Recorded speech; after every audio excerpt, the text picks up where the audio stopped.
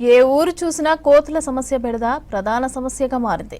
ఇటీవల జరిగిన సర్పంచ్ ఎన్నికల్లో కూడా ఇదే ఇష్యూపై ప్రచారం చేసి గెలిచిన అభ్యర్థులు కూడా ఉన్నారు. కోతుల బెడదతో అన్ని గ్రామాల్లో రైతులు తీవ్ర ఇబ్బందులు పడుతున్నారు.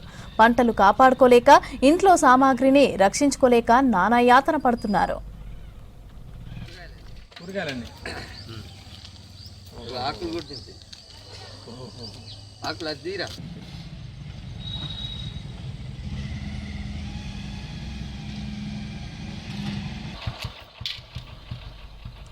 ఈ కోతుల బెడద నుంచి తన పంటను కాపాడుకునేందుకు మహబూబాబాద్ జిల్లా గార్ల మండలంలో ఓ రైతు వినూత్నమైన ఆలోచన చేశారు.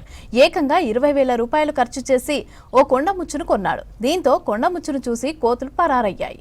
ఇక రోజు కొండముచ్చును తన బైక్ పైన పంట పొలాలకు తీసుకెళ్లి తర్వాత ఇంటికి తీసుకొస్తానని రైతు సోమయ్య తెలిపాడు.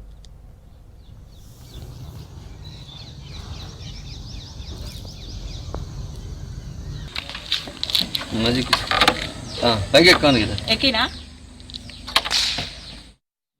40 ఎకరాల వ్యవసాయం ఉంది. ఈ కోతులు విపరీతంగా ఉండడంతో కోతుల నివారణ కోసం 20,000 పెట్టి కొండముచ్చుని తీసుకొచ్చాం.